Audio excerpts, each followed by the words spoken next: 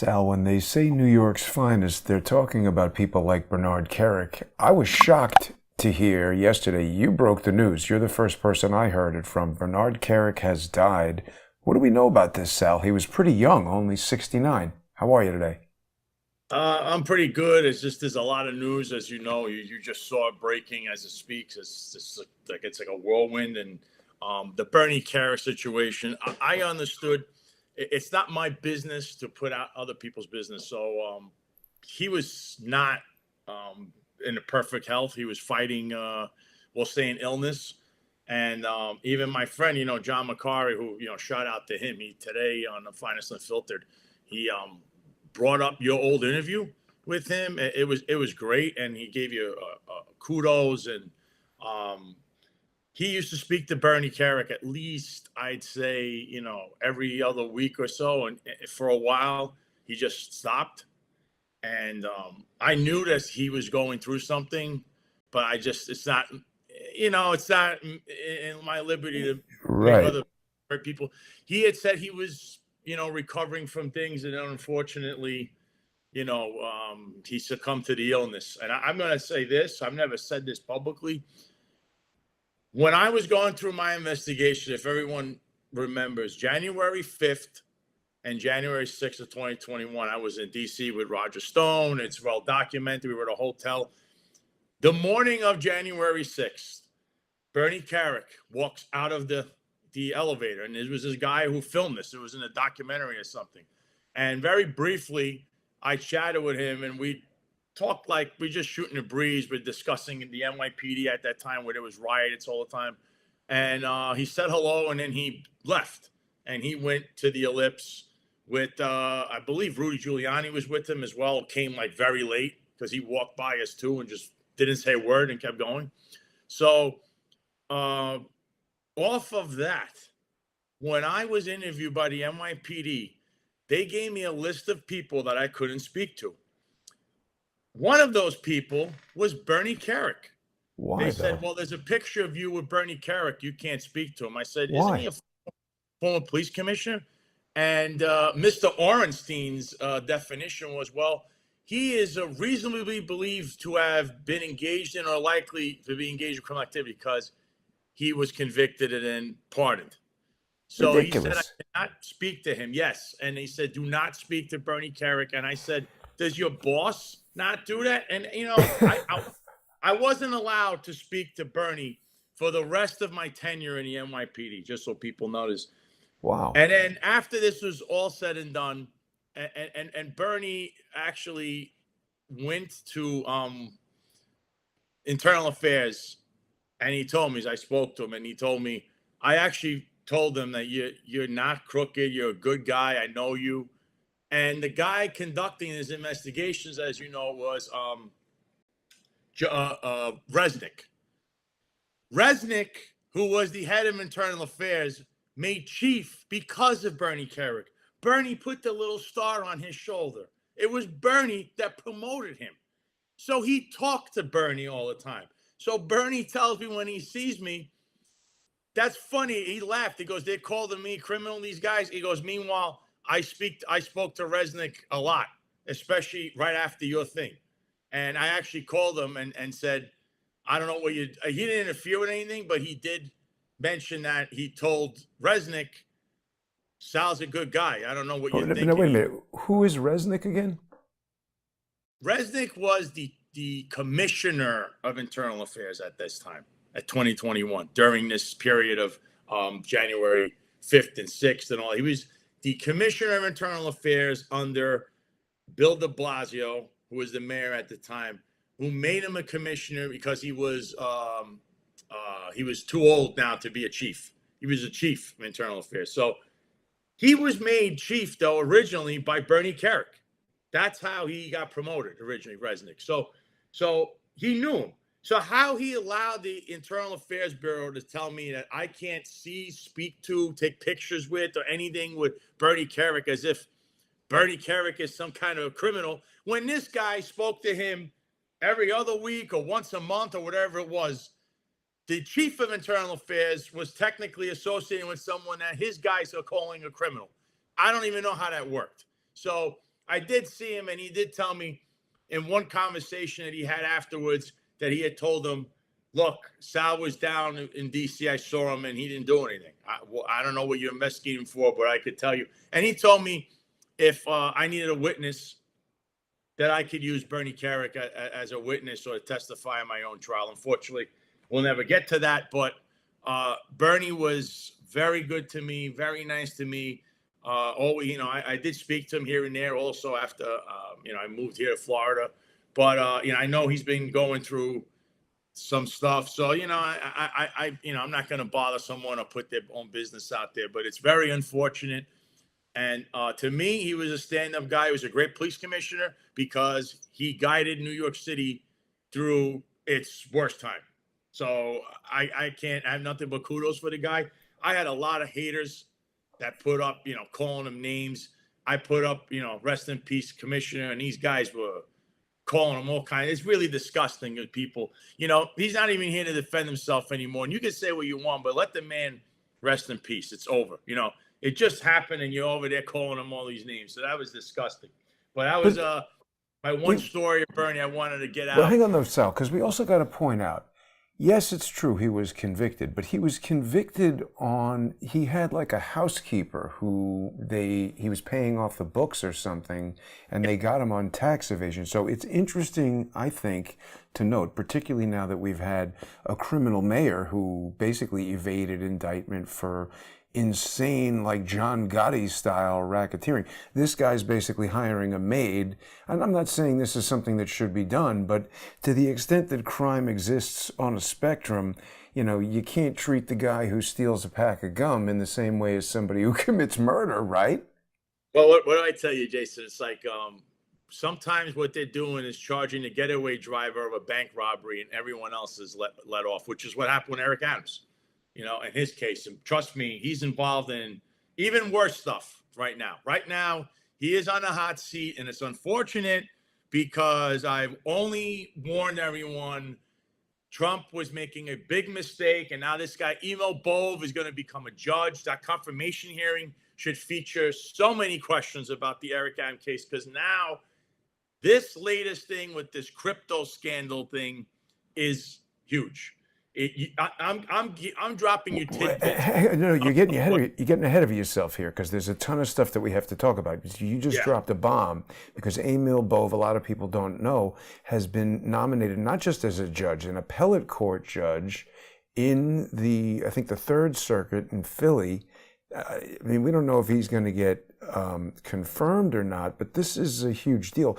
The other thing that you pointed out just before we got on air, and this relates because Trump is now saying he won't rule out pardoning Diddy. I'm sorry, Sal. I've been a little bit reluctant to blame Trump for the Eric Adams thing. I've said he's been possibly fooled. This would be indefensible if Trump were to pardon Diddy. What is he going to pardon? Charles Manson? How could he? Diddy is blowing up Kid Cudi's car. He's beating the crap out of Cassie. Why would he pardon him? I don't know. I might have to start calling him President Con Sofrito. Pete Diddy is Jimmy Rodriguez's pal. Maybe, I don't know. I'm telling you, once you become associated with Eric Adams, you go down it's like once you take that path, you become a Sith Lord in Star Wars, the dark path. What have I done? That's it. Remember, what have I done? That's kind of what happened. The Emo Bove thing is outrageous. Now this P. Diddy thing, even bringing him up and talking about a pardon. Ridiculous. For everyone out there, and you can say what you want, and Joe Biden was a terrible president. I disliked the guy myself. I didn't like him politically. But what's the difference right now between the way he was using Justice Department and his pardon powers and all that stuff and what Trump is doing? Because it all sounds the same, right? Minus all the other noise. The tariff thing, this thing, that thing. By the way, I think the tariff thing is stupid, what they did in that ruling. And then they flipped it back anyway because the president, he did use a law that it's designed for him to use the tariff to his advantage. So all of that was just posturing. But it's an issue that I actually am very strong on behind him. And I think Trump's doing great. but the country is actually hating that. That's the funny thing. Here's the thing that I like that he's doing, and I'm behind him. Whatever he's doing is it It's works. weird. The whole country doesn't want him to do that. It's just that's what I'm saying. The guy's an enigma. Trump he's just like Eric Adams. They And actually we got to talk more about Eric Adams and Emil Bove and all that, but I don't want to get off of Bernard Kerik yet because there's still more to discuss about him. Now, I obviously didn't know him very well at all. I only spoke to him a few times on the phone, had him on the show that one time, but I was, kind of like growing up in New York when he was the police commissioner, not growing up, but having my like young adulthood and everything. And there's just no doubt at all that New York City was dramatically safer and the quality of life was hugely better when Rudy Giuliani was the mayor and Bernard Kerik was the police commissioner, and crime was like, I think maybe the lowest it's ever been, or certainly in modern times. And then he got super jammed up on this maid thing. But the thing that was very weird, he told me some things during that interview. Like he was in the Vice Squad and like undercover busting heroin gangs and stuff, and that he used to get arrested and he couldn't tell them that he was an undercover cop, and he would sometimes have to spend days in jail. This guy has really sacrificed a lot. And I actually know someone. Just last night we were talking about Bernie, and he knew him because they were in the same unit. And this is the late '80s, early '90s. And they said Bernie was funny as he would come in. I said he had long hair like me. He goes, he played the role of a biker buying drugs. Right. And he goes, and we would bust. We had to come in after. He goes, man, it's a completely different time, late '80s, early '90s. And he goes, and then when he went to corrections, he fixed Rikers. He did what needs to be done right now.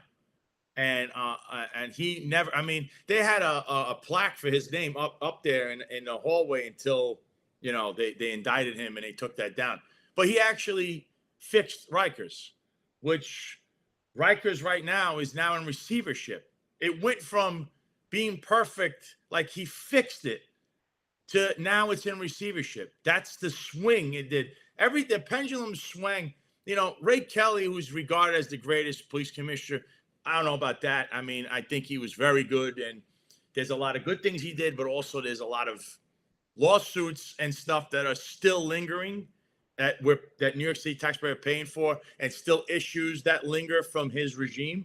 But he brought stability, kind of like Bernie brought stability. So the stability that Ray Kelly brought is what people like, because you knew he was a police commissioner. We knew his style. We knew what he wanted. So he brought 12 years of stability along with Bloomberg. But it was a continuation of those years at the end with Giuliani and Kerik. Because first he had Bratton, then Bratton ran for the hills. That guy's a snake. Then Safer, and then after Safer came Bernie Kerik. And Kerik at the end, of course, had to handle it was the worst moment in the history of New York City, 9/11. And even the guys I know that people that dealt directly with his chief of staff that day and stuff, and they said like it was very chaotic, but they were controlling everything from the police academy at that time, because everyone had to evacuate one police plaza. So Bernie was not in his office; he had to be in police academy. And he was getting all his info for people on the ground. And remember, eventually they walked down and you see all that stuff. They had the stupid masks on because at that time, nobody knew how bad that was on that scene. So, that's the how toxic waste, you mean, the chemicals and everything. And I remember you watch. Wait a minute. Was his illness to do with that exposure to that stuff? Well, I wonder, because he was down there. I wonder if he ever had any illnesses from 9/11. And a lot of first responders have. It's a big problem now, firefighters and cops. They have cancer. They don't know about it. Weird cancers that they've never seen before and stuff. There's footage of him going down there as this whole thing is still like there's fire burning. And I remember seeing, I think Rudy had his mask on briefly, and then he takes it off. He starts talking to people, and Bernie's right in the middle, like right behind them. And they're both, and everyone that works with them, their staff, they're right in the middle of this. You got to understand that has a lingering effect on your body. I wonder if he ever had any, I don't know if he ever had any ailments from 9/11 and that whole time period because he was down there. And as a police commissioner, he also made arrests. He's not Eddie Caban partying till the break of dawn. He was making arrests as the police commissioner, which is that's crazy. But he was a go-getter. He was a worker, and he also remembered all the little people. He remembered people on the job. He had great stories. And Eric Adams yesterday said he visited the hospital. My friend of 30 years. I could tell you, he didn't like Eric Adams at all. Of course not. There's no way. No, no. He was a police commissioner, and he told that I know what happened. Eric thinks he's slick. I mean, I've never seen a guy like this. He's just a criminal. He is a criminal. The guy should not be in office right now. He should have been getting sentenced. But now look what you got. You got this whole crypto thing, which is, something. Sometimes karma comes around and it eats you alive. You think you get away with something, and then immediately after, something even bigger is up in your plate and says, I got you here. You're not going anywhere. You're going down for some kind of criminal act. And we have criminality here, boy. And I can tell you, though, Bernie, with Eric, Eric was a rabble-rouser. He talked a lot of smack about Bernie. And then Bernie finally caught up to him, actually. Bernie saw him, and that's when they had there's a story about that Bernie caught up to him after this whole thing where he goes in front of cameras and he's talking a lot of smack about Bernie and the New York State Police Department. That's who Eric is. He's a rabble rouser. That's what he was doing. It was his run up to becoming a politician. So there was no. You're being generous. You're being generous calling him a rabble rouser because he's like a mini Diddy. But wait a minute, because this crypto thing is a big deal. I don't know if a lot of people heard about this, but there was some kind of tourist or something who was kidnapped and tortured for days to get his crypto passwords or something like that. Now they're saying that the person who dropped him off was a detective who is on Eric Adams' security detail. What's going on with this, Sal? I'm telling you, right now they're withholding things. Even I'm withholding things. There's more people involved in this than they're even telling you. There's more NYPD personnel, also retired personnel involved in this, okay? And you're just scraping the surface. And if you look at what I put up, that's the thread you need to pull on to start. The original, I just put it up there. Let's see. There it is. That's what you need to pull on this whole thread here. Read this out. Look at what it posted, and you'll see. This right here already begins the crumbs. There's crumbs here to start working with. Yeah. Because Brock Pierce is a bad guy. He was tied to that Den, which is the digital entertainment network where there was allegations of sexual abuse. And I mean, all these guys are in these kind of Epstein style, like what the hell is going on? And then I just saw for the first time, we were looking at Bernard Kerik. We got one duplicitous scumbag in this photo right here, who is often seen with, what's his name, Epstein. What the hell is Dershowitz doing with Bernie Kerik back here?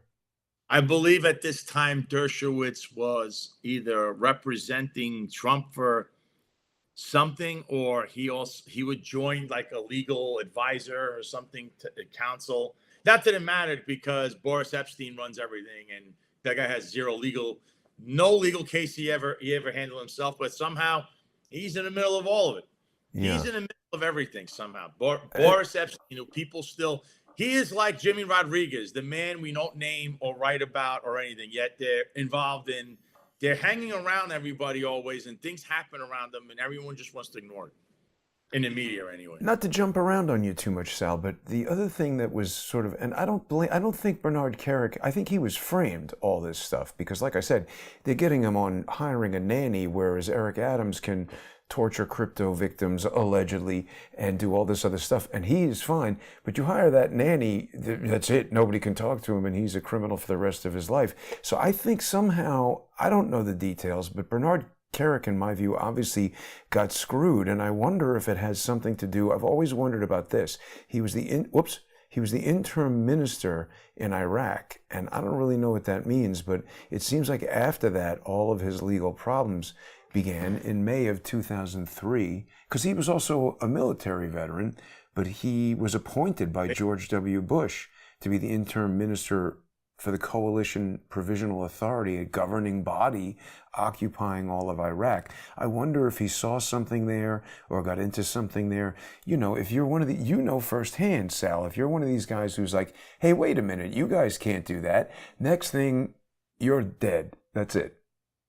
That's the problem. So the problem is his thing was political, but it ended up that because he took that higher position, they politically found what they needed. They needed something to get rid of him, and that's what they did. They found this little minuscule thing that, he didn't put his maid down, his tax, and then he lied to us about something, which is like, that's like the catch-all, and that's what they ran with. And it's unfortunate because he got 4 years. He did 4 years in prison. In jail, I know, that's crazy. That you would get, like, people would get, like, not even like, you probably get probation, but they made an example out of him on purpose. That's the bottom line. And he knew. He even told me what they did to me. He goes, I, as a police commissioner, would have never allowed what happened to you. And this criminal association thing, he goes, complaints that come in like this, and it says, you want a civil war in this country, we're going to shredder. That's what he said. That's what we did. We did not take a complaint that we don't know who the hell even wrote it, even serious. But that's not what de Blasio, that's not what his buddy, the guy that he put a star on, Resnick, that's not what he did. So again, you know, you had a guy who's he was real. He wasn't like a Fugazi. You got a lot of Fugazis. Eric Adams being one. He was not. Bernie was not.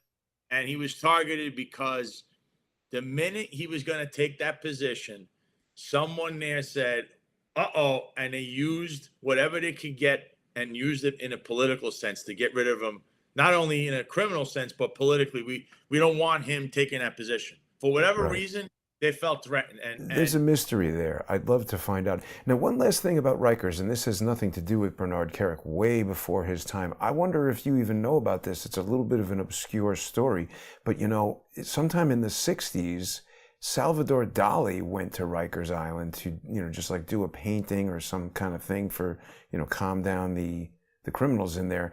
And then there was this whole scandal where the painting was stolen and there was a fake Salvador Dali. They replaced it with a fake one. This is a crazy story. Have you ever heard about this, Sal? No, I know the name though. I know the name. Yeah, well, Dali is a famous artist. He used to hang out with this ocelot, which is this weird cat. But he made this painting, and it was hanging there, and then they realized, you know, hey, wait a minute, somebody faked the painting and stole the real painting. I got to get back into that story. I wonder if they ever found the original. Maybe Serena knows about that story. Serena right now, her head must be spinning after what she just saw that I posted with that crypto thing. Remember. Well, tell us about that. Tell us more about that. You need to pull this up, and we need to read this, and you got to show this the audience because it's very important. Because you see, when it mentions William Duplessis, he was a partner in an early crypto company called Block Science. I can't read it. I'm on the screen, but it says Science Blockchain. Oh, Blockchain. Sorry. Yeah. Whose partner founder was Brock Pierce. And who's Brock Pierce? He's the guy that you just mentioned. He's involved in a lot of stuff. His name is everywhere. And by the way, he was at the inauguration. He was at the ball, and he was chumming up to who? Eric Adams' people. There's a guy, I don't know. He's a Jewish guy. I don't know exactly what his role is with Eric. I think he's the, not even telecommunications. He does his like mayor office video. He's in charge of doing pictures for him. He's in a lot of pictures with this guy, Pierce. So they were hanging out that day because Brock Pierce is a prolific donor and friend to Eric Adams before anything else, because he is the crypto king, essentially, of America, this guy. And all of a sudden, this is it, Digital Entertainment Network. He retired from acting at age 16 and joined as a minor partner with Mark Collins. See, this Digital Entertainment Network, it was supposed to be like an early streaming thing, but they had this house where, gay teenagers. This was a whole big thing with a weird bunch of stuff going on. Exactly. And so this whole thing, and it's just, I'm trying to read. I don't know why something's wrong with my Twitter, but so what we found out there is that this person right there, when we're talking about Brock Pierce, he's a crypto billionaire and friend. He's a friend of William Duplessis. Okay, why do we know that? Because those two started that in this company, Science Blockchain. They're friends. They know each other. They're business partners. So he's also the prolific fundraiser to Eric Adams. Of course, William was indicted on Wednesday for his role in this whole crypto torture, kidnapping plot, whatever the craziness, okay, that occurred in Soho. We don't know the address yet, but I'm working on all of whatever's going on there. And then you find out that Eric's NYPD security detail, the people that are in his detail, meaning they're cops working on duty as his security detail. Unbelievable. They worked off duty for this guy. Wow. And they were transporting people, and there's body armor, there's guns. We heard John McCarty this morning saying there was a pistol whip involved. So the rumor coming out of many people on the job is that gun used, a pistol whip, came out of one of these Eric Adams security people or the people involved. They're also saying there's only 2, and I'm telling you, the number I can give you is at least there's 10 guards, 10 security guards involved in this 24/7 operation of whatever's going on with these people all day and night in this place. So then we find out the brother, which is, I believe his name is Andrew, of William, is a prolific donor to Eric Adams from his campaign and knows Eric Adams as well, which means he knows William, his brother, because they all contributed money to him, big money. It was the #1 donor to him actually in 2021. And of course, there's Eric pictured with who? Brock Pierce, because I told you that's like one of his BFFs. And this whole thing stinks, and we're only scratching the surface. And again, Brock Pierce has now entrenched himself into the MAGA circus. Wow. That's Eric Adams with Brock. Wow. There's William Duplessis on the left, and on the bottom is a night, just one of the many times that he was more Brock Pierce partying all the time. Yeah. Now here looks like a guy with a yarmulke. Is this the Jewish guy you were talking about? I'm Jewish, so I'm not focusing on the fact that he's Jewish, but it's interesting because Oren Levi. I don't know this guy's name because he blocked me on. I don't even know who he is. I just saw that he blocked me on X. But this guy is his photographer or something. And the inauguration, I remember because he was in a picture where when Eric briefly or whatever ran into Roger and they took this picture with Roger and Eric, that guy's in that picture trying to pull Eric Adams away from Roger. I remember seeing that there was a guy there. That same guy pictured with Brock. So we're not saying guilt by association. Here it's who Eric is hanging around. There's more than association. They're involved in stuff, as we've uncovered. So Brock, as you know, he's got a lot of baggage, yet he's in the MAGA world. And the MAGA world now is trying to jump into crypto. Where was Eric Adams the other day as this all went down? He was in Vegas. Well, yeah. What's he doing in Vegas? What the hell is he doing there? He was at a crypto meeting, which then became a fundraiser for him. So, again, he's entrenched in this crowd. Trump has wanted to get into this crowd. And now, here we go. Email Bove, you could start to connect the dots of where this leads and how easy it is to drag the president, who's now talking about pardoning his buddy, that serial, I don't know, baby oil, whatever he's doing, that serial womanizer or sex offender, whatever you want to call him, P. Diddy. Okay, this is starting to sound and look not like what America voted for. Right. I understand the policies, blah, blah, blah, all of that is great. But as far as the human being goes, some people have Trump down as the Messiah. And I told people, hold your horses, because no matter who you are, you're going to get judged eventually on your actions. Buddying up to him made no sense. And there had to be something there. And then we start hearing about Steve Witkoff, another guy. So we start to see these what's wrong with Steve Witkoff? I thought he's good. He's talking to Russia, isn't he? He's real good. He's the guy that he brought Eric Adams to his golf course in Florida. Another guy was pushing for him. A real estate guy. I wonder why. I don't know how this guy became now he's negotiating things. The guy is a real estate guy. He had no government experience. So I'm like, okay, I guess this guy's now the Jewish envoy for Israel. But if things go wrong, then what do you do? Because now he pissed those guys off too. Because he's not a negotiator. He's a real estate guy. Trump puts these people around him. I don't know. after 12 years, I'm just like, I've had enough of all this madness. You want a common sense guy who's just do the job and do it without all these bags and all this craziness around you. But So what are this you is who saying? he is. Is it Sal Greco 2028? Yeah, I don't know. You don't want me. I don't want any part of this because I don't want to deal with what you have to deal with here. It's bad people. Sometimes you have to do business with them no matter what, like senators and congressmen. And look, all they're doing is Trump's got until January of 29, and he's gone. He's gone forever. If they can somehow halt things, drag their feet, they'll get to the finish line. He'll be very strong foreign. Why?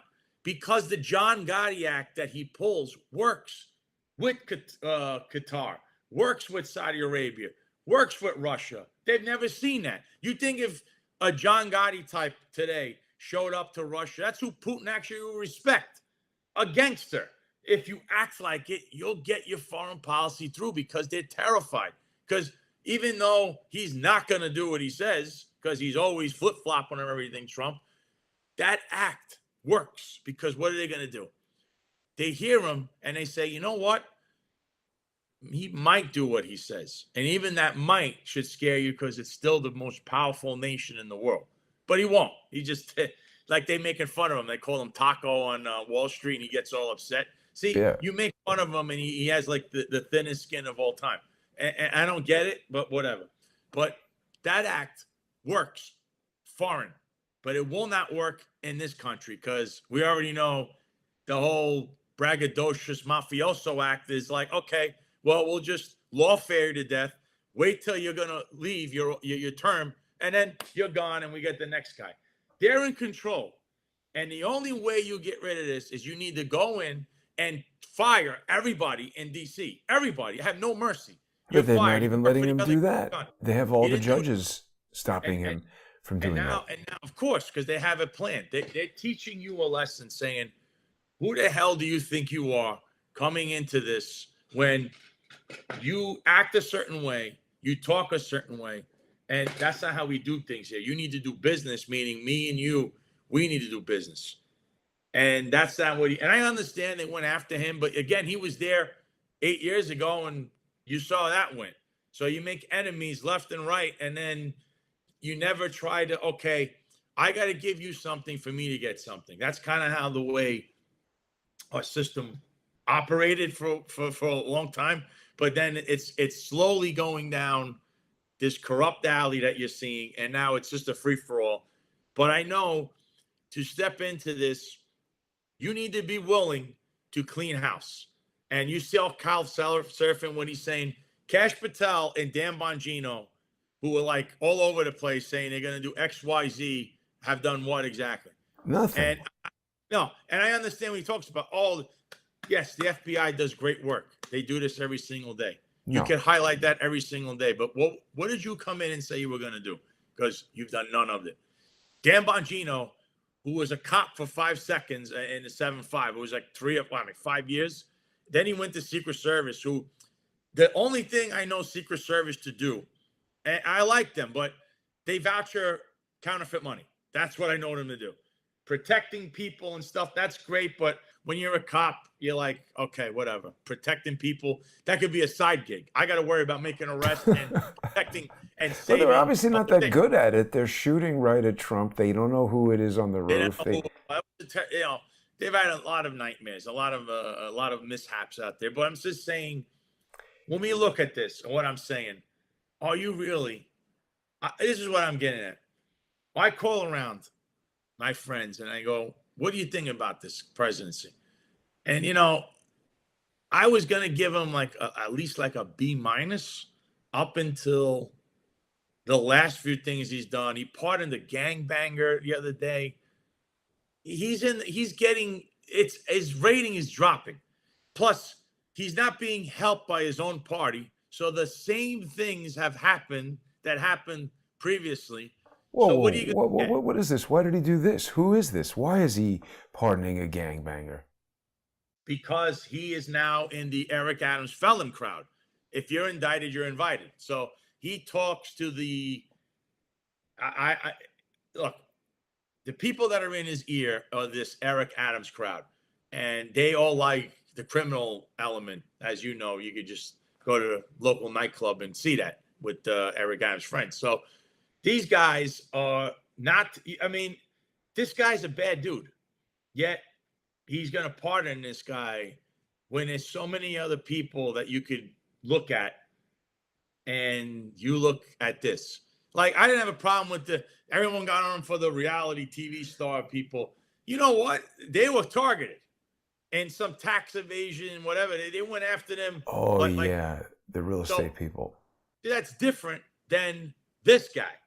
This guy is not who you're supposed to be pardoning if you're the president. Wait, look at this. Death row records he pardoned? Yeah. So, yeah. It doesn't look good. You know, I'm just saying. Well, but this is good. The guys who they say kidnapped Gretchen Whitmer, I heard this. That makes sense to pardon them. That's the FBI setting them up. I got to tell you, Sal, you're right. I mean, this is crazy. I don't understand why he's doing that. I'm talking about people. Wait a minute. Ed Martin just became the pardon something or other, right? Correct. But so why is he allowing all this? I thought Ed Martin's supposed to be good. Ed Martin, he just took over. And again, the president could overrule you or just call up and do whatever the hell he wants. He could actually, you're supposed to go through that office, but he could technically just give me this. I'm going to sign it right now. It's over.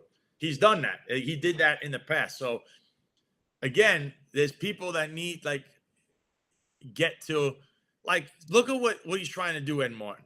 He knows that there was people that were specifically politically targeted. And I off the top of my head, I can't remember some names, but for years I did. And those are the people that right now should get pardoned immediately. People that are been targeted, they went to prison, all this, or they were targeted for clearly stuff that you go, wait a minute, but this guy's not, that kind of stuff. That's where you got to go for. Someone who's a convicted gangbanger or one of these, I don't know, low information people that are out there. I don't know. I didn't vote for this. Trump did some good pardons. He pardoned, I just saw earlier today, Ross Ulbricht was on some crypto, he's giving a speech at Bitcoin 2025. This was inspirational because this guy really didn't do anything. He started this, this Bitcoin, almost like an eBay type of Pirate Bay, I forget what it was called. As an entrepreneur, and they go, okay, well, but they stuck him in jail for 2 life sentences. I've spoken to his mom a few times on the show. He really got set up by the FBI. The people who were selling the drugs on this criminal, operation were the FBI. And by the way, eBay has illegal stuff getting sold on eBay. They don't throw the head of eBay into jail for life. So this guy deserved to be pardoned, I think. I'm confused about what's going on with Trump. One thing I want to tell you, Sal, right before we came on air, I'm trying something unprecedented. I don't know if I even had a chance to tell you this yet. Last week, Counter Lawfare went to DEF CON 1, and I had to launch. I've just earlier... Oh, wait a minute. What's going on with the Twitter feed here? Here's all the posts. It's having issues. There we go. I've basically now issued a Rule 60B4 motion to vacate the order from Judge Boasberg. I've referred him to U.S. Attorney Pirro for criminal prosecution pursuant to 18 U.S.C. Section 912, which is falsely assuming or pretending to be a federal officer, because I filed a motion saying that he's forfeited his judicial authority under Article 3's Good Behavior Clause, and he didn't challenge that. He just issued a minute order saying denied, but this wasn't something that he had the discretion to grant or deny, and certainly if there was some legal flaw in my theory, he should have issued a memorandum opinion or at least a memorandum endorsement and explained himself. He didn't do that. He just gave a minute order saying that it was denied, attempting to hide it from the record. So there's been a detailed motion filed with the court today, and that's been sent, along with the motion, that's been sent with a criminal referral to the U.S. attorneys. So, again, this is not me doing that. This is me saying that this is now out of the hands of the judicial branch, and this is up to the executive branch and the federal prosecutors in the Department of Justice to decide if I'm right or wrong, prosecute the judge. Well, I'm going to tell you this with that. Janine Pirro, who now there's someone who's an excellent appointee, but I don't know. I wish she wasn't in D.C., maybe Southern District, Eastern District in New York, but she's in D.C., and there's somebody that, she was a great prosecutor and a defense lawyer. She's, judge. She's been all over the place. She's like, I don't know how far this kind of stuff will go, but this guy's in direct violation of a lot. But there's a lot of those judges in D.C. Like, you're filing things. Look at the other cases. You'll see. And this is a big thing with me. Another thing is, I don't know how a stupid judge, just like they did with the tariff ruling, injunction nationwide. That guy did it country. He did it global with the tariff thing. But you're like, who are you? You're just a judge. No one elected you. What is the rule? You say, okay, and then this goes back, and then you decide from there what to do. There's got to be hearings. There's got to be trials. We don't have that. A judge decides, well, today, nationwide injunction. You're done. Who are you? And you find out he's a Democrat and he votes a certain way. And you're like, no, I don't care what party you're from. The law is the law. All you got to do is interpret it. Or when you make your rulings or a jury decides, that's all you're doing. You're not throwing your feelings into it, which is what they're trying to do is to litigate from the bench. See, this is interesting. Yes. This case where I am challenging Boasberg, it's interesting because it's spilled over, as you said, into another case. So now, I pointed out all these defects originally with the case where I'm saying that, the plaintiff is a nonprofit and it's violating nonprofit law, so that disqualifies it to even be a plaintiff. Secondarily, they were suing Pete Hegseth using the National Records Act, which is not a civil statute with a private right to action. It's an administrative statute that only the National Archives can use. So I think what happened is they realized that I pointed out that this was a fatally defective case and somebody was going to catch on to that eventually. So they basically started another case where, I guess I haven't put it in the highlights section here yet, but they started another case that went to this judge, Amir Ali. And they brought in an individual plaintiff, Mark Zaid, another attorney, to try to cure that. But, he's doing the same stuff. I'm calling him the Egyptian-Canadian Crown agent, Amir Ali. He's doing the same things. See, he's saying that my request for leave to file is under review. My amicus briefs are not allowed to be filed, but according to him, because I'm a non-party. That's a rule he made up. That's not in the federal rules of civil procedure. He just made that up. And there's 3 other amici that he has allowed to file who also are non-parties. So those all agree with this plaintiff's ridiculous assertion. What they're trying to do in this case, I think, is they want to just come to a ruling that says that they're allowed to decide if the president can revoke somebody's security clearance. The argument that I'm making in my amicus brief is look, like it or not, the president is the commander-in-chief of the United States military, and he has the absolute authority to decide who has access to classified information. And he has the authority to revoke it. It's not subject to judicial review. So like they decided in 1980 that the interpretation of Article 3's good behavior clause is that if you don't get impeached, you're having good behavior, they've created this sort of circular loop within the Constitution to grant themselves lifetime tenure. And they're now trying to create a similar kind of a catch-all to allow them to control the President of the United States. It really is a judicial coup. That's what Stephen Miller has called it. I don't know what you think about him. He seems to be a very smart and skilled attorney, but he's right. This is a judicial coup, and it's extremely dangerous, Sal. I agree. I think Stephen Miller does have a lot of things that I like. That he's a hard-nosed guy. He also is a good speechwriter. I know he was writing the speeches for a while. So he does have, and people say he's a hard line right winger. No, he's a common sense guy, and I like him. But like I said, you see how you pointed out, you got two judges right in front of you that do these nationwide injunction things. Now, what he's doing, and I think it's illegal, but what he's doing is, you see how he boxed you out? What I think is his court clerks, I don't think he makes this decision on his own. I think he runs to the court clerk and say, who is this guy? Do a quick search Actually, on him. no. The clerks, I straightened out. I told them, listen, you can't do this. You're all going to get hit with a Bivens action or a 1983. I had something I was telling them I was going to do, and they started filing the stuff.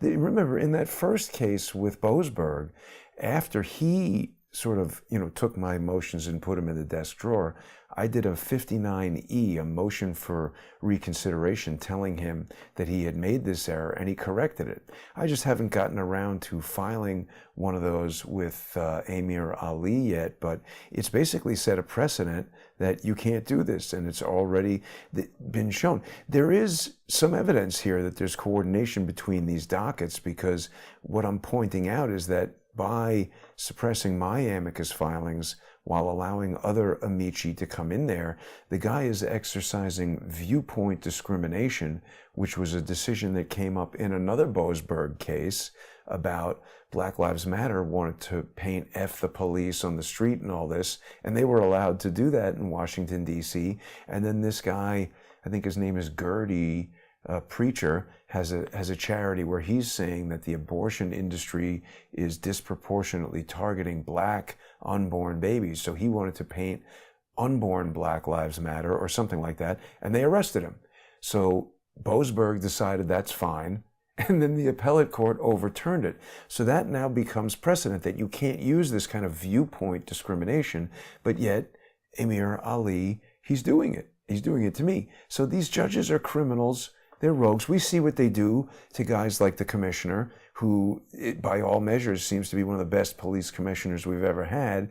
But, he hires a nanny and they stick him in jail for 4 years.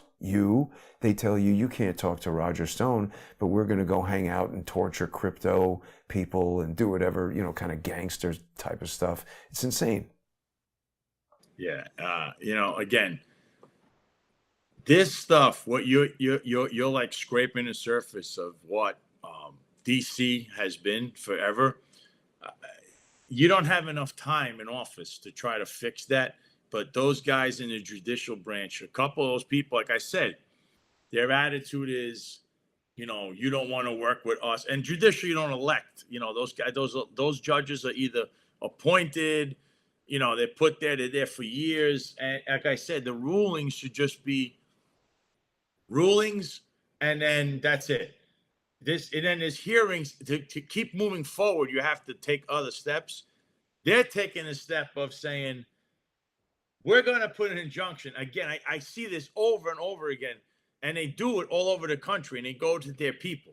Because, again, some of these guys owe favors, quid pro quo all over the place. So, again, they'll go to the same judges to do the same things. And we're seeing that.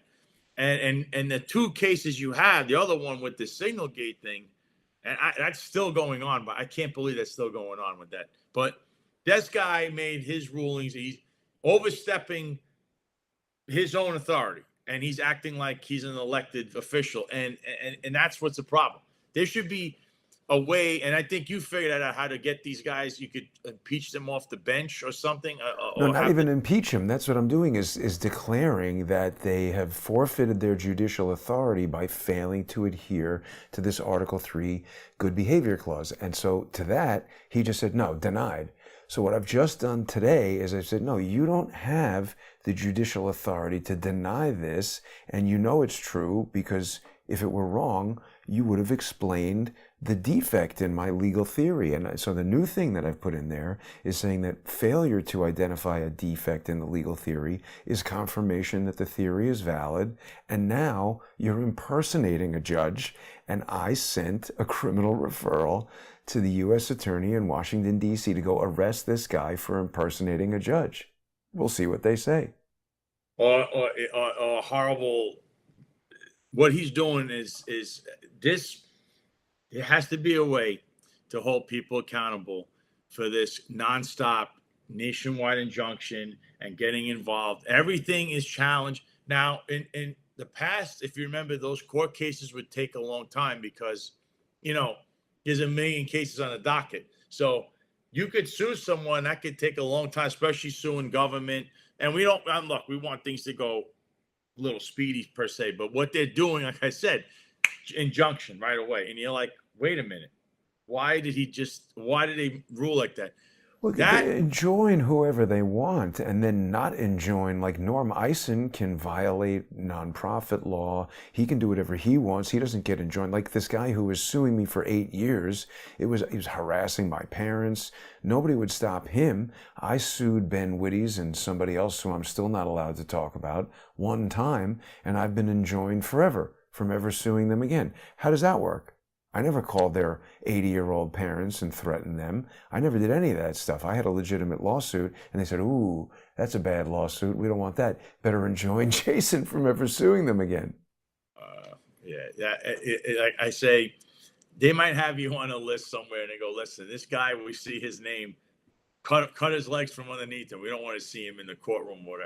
That's what I'm saying. I don't know if somebody told that judge. No, Caproni practically said that. When she issued an injunction against me, she said, oh, you know, Mr. Goodman is a prolific pro se who appears on both sides of the caption, meaning I'm getting sued and I'm suing people. Like she's acting like I don't have a right to access the courts. They literally think that it's like their domain, that they control it. They don't understand that it's the Constitution that gives them this power. They literally lord over us.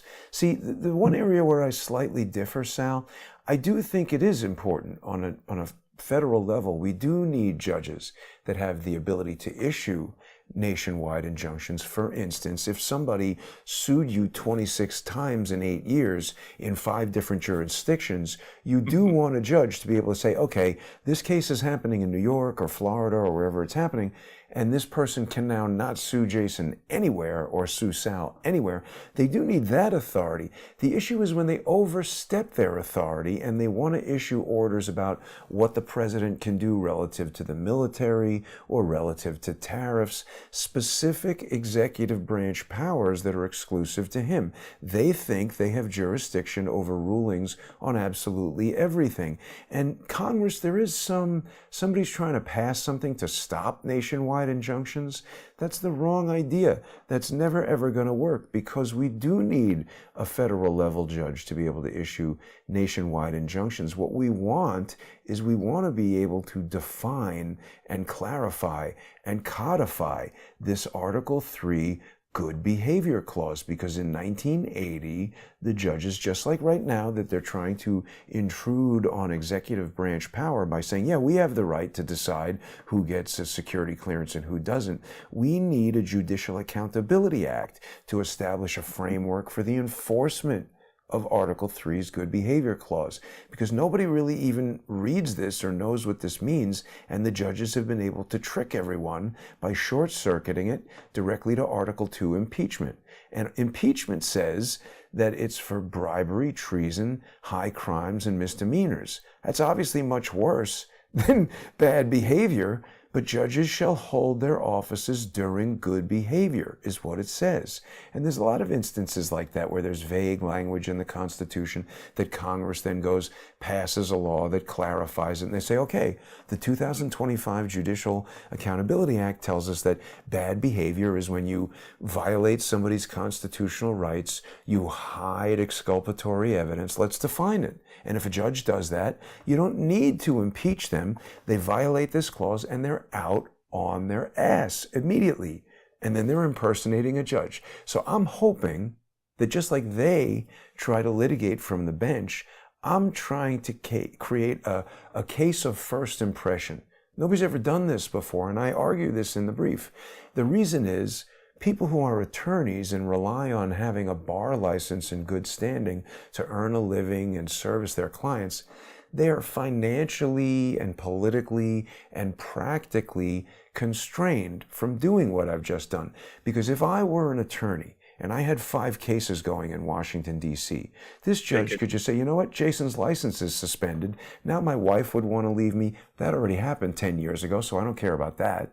Then I wouldn't be able to practice law. I wouldn't be able to earn money. They already destroyed my business, so I don't care about that. And I'm not a lawyer, so I don't care about that. I'm like a silver bullet in this courtroom, and they know it. That's why the judge is not entering any orders and just doing this minute order nonsense on the docket where he won't give a memorandum opinion. It's the same thing that Caproni did when I entered all that evidence that I believe will prove that she and Adam Sharp illegally inserted the FBI into Twitter. She didn't deny any of that. She didn't say this is frivolous, scurrilous, strike it from the docket, find Goodman in contempt. Why not? I believe the answer is because it was all true. So they don't want to engage with that material because, just like my Superman doctrine of law that I also introduced to deal with our buddy Boasberg, this is like kryptonite, and he just can't face it. So he's got to run from it. It's like Superman facing kryptonite. It just nullifies his abilities, and he can't do anything. That's a good picture, by the way. I love that movie. You're making Boasberg look like Superman. He's anything but that. Terrible. Well, I'm Lex Luthor in this picture, but the analogy is apt. His powers are just completely removed by this. He has no ability to adjudicate this, and now I've put it in the hands of the executive branch. Let them decide. Go back to that picture. You got to flip it around. He's Lex Luthor. He's bald. You're got to be Superman. Well, it's true, but I'm the one who's holding the kryptonite in this. Yeah. It's not a perfect analogy. But listen, Sal, it's been a great show here, and we've reached the end of our hour. There's so much more to discuss.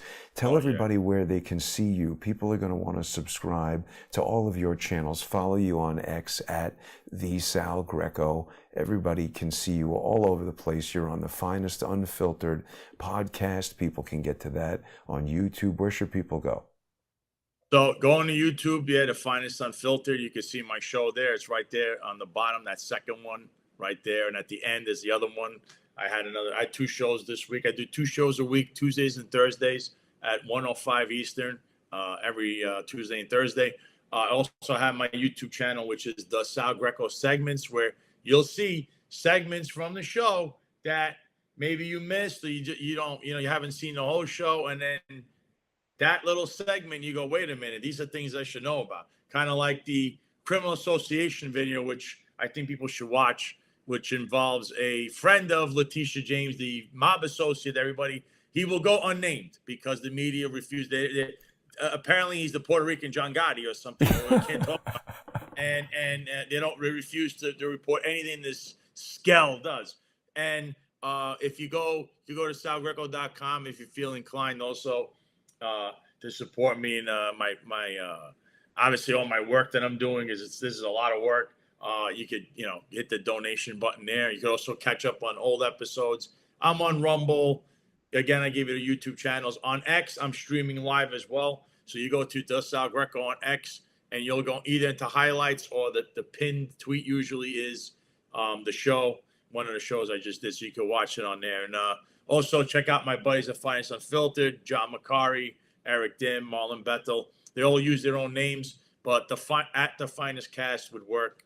So you go on that X account, and you could see everything also there, and you can check out all the other shows. I'm also on Instagram at the Sal Greco, and on there, some of these videos are up there, and some videos do better there than they do on YouTube. I never understood that. I'm also on TikTok, the Sal Greco Show, and again, some things do well there that don't do well on YouTube, but do great on Instagram. And it's just one big thing, and all we're trying to do is get the message across. I'm not Benny Johnson or DC Drano making millions, parroting talking points. I'm just an honest guy trying to inform the people. And it hurts to see people when they write stupid things about someone who just passed away.